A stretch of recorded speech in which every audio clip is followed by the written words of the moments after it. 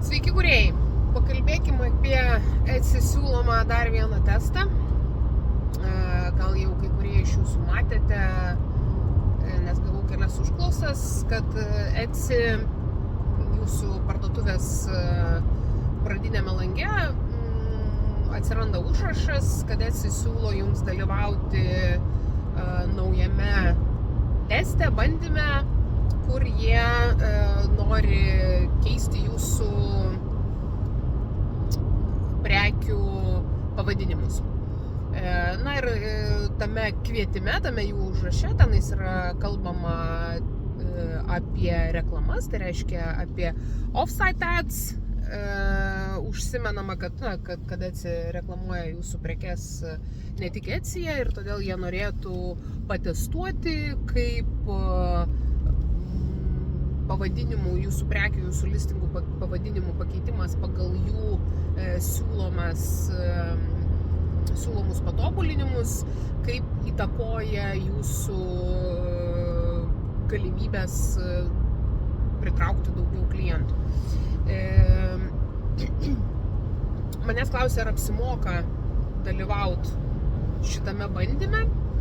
Tai yra keletas niuansų. Iš tiesų, jeigu jūs paspaudę tą nuorodą paskaitytumėt toliau, kas yra rašoma tose taisyklėse, kurias jūsų Etsy prašo, sąlygose, ne taisyklėse, kurias jūsų Etsy prašo priimti, jeigu jūs sutinkate dalyvauti šitame teste, tai ten kalba nėra tokia aiški, nes jie pradeda kalbėti apie tai, kad šitie pakeisti pavadinimai bus rodomi ir pačiame Etsyje, ne tik off-site ads, bet ir Etsy ads, ir lyg tai paieškoj, na žodžiu, nėra tiksliai aišku, ką konkrečiai jie ruošiasi keisti.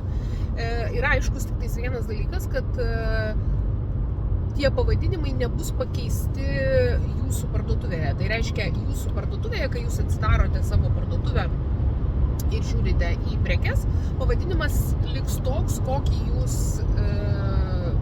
įrašėte patys. Tai kokius jie pakeitimus, bent jau pagal tai, ką jie rašo, ką jie gal planuoja daryti, tai mes visi, na gal ne visi, bet yra tam tikros taisyklės, tam tikri niuansai, dėl kurių, pavyzdžiui, Google Ads ar Google AdWords nerodo tam tikrų įrašų, arba jie juos nustumia žemyn. Tai jeigu tenais yra tas vadinamas promotional materials, tai tarkim, jeigu jūs pavadinime įrašot žodį sale ar ten kažkas tai tokio, tai Google'as šito nemėgsta ir jie tokių listingų savo Google Shopping'e nerodo. Tai čia yra vienas iš dalykų, ką Etsy planuoja keisti.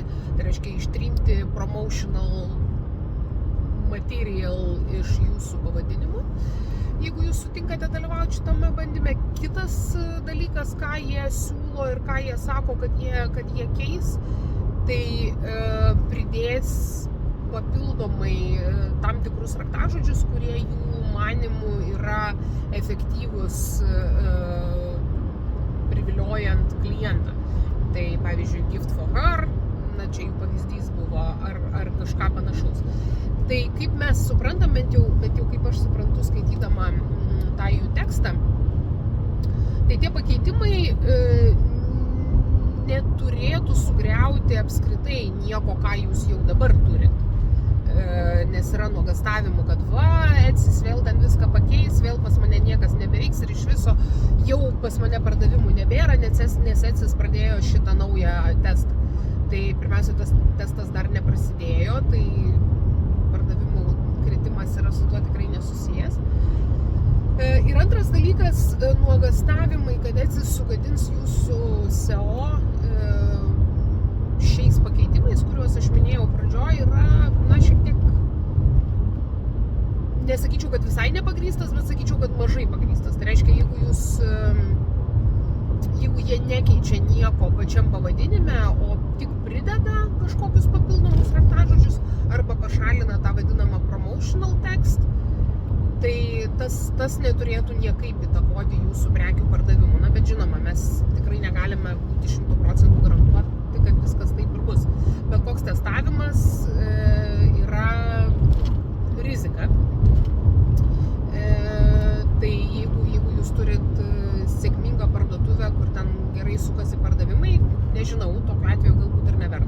šitame teste, bet aš visai sudalyvaučiau, jeigu man šitą pasiūlytų, kol kas aš dar to pasiūlymo nesulaukiu.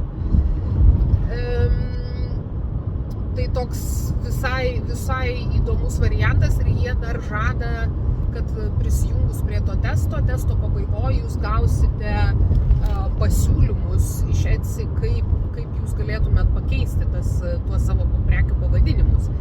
Tai jie matyt žiūrės, kaip veikia tie jų pakeitimai ir paskui, jeigu tai pasitvirtins, tai jūs gausit pasiūlymus. Ir jie rašo, kad jeigu mūsų testas nepasiteisins, viskas bus atstatyta į pradinę situaciją ir kaip ir niekas nepasikeis. Tai kitas niuansas, dėl ko žmonės sunerimę yra ir gal nenori dalyvauti šitame teste, tai Etsy sako, kad jeigu jūs sutinkate dalyvauti šitame teste, tai jame dalyvauja visos jūsų parduotuvėje esančios prekės. Tai nėra taip, kad galite pasirinkti kelias prekes, kurios, tarkim, nesėkmingos ar dar kažkas, tai jūs tiesiog visą parduotuvę leidžiate testuoti ir pakeitimai gali būti daromi visoms prekėms. Tai čia toks niuansas, kad jeigu jūs turite kažkokį tai bestsellerį, jūs aišku nenorite, kad kažkas tai būtų keičiama. Vėlgi, ar tie pakeitimai labai stipriai kažką įtakos? Greičiausiai ne. Ar yra rizikos, kad įtakos? Tikrai taip. Visada rizikos yra kažką tai keičiant, kad tai pakeis SEO. Bet iš esmės man šitas testas atrodo įdomus ir aš galvoju, jeigu vis tik tai sulauksiu pakvietimo, tai jame sudalyvausiu. Tai šiandien tiek, tikiuosi sekasi jums gerai ir greitų metu tie, kas klausia manęs apie seminarus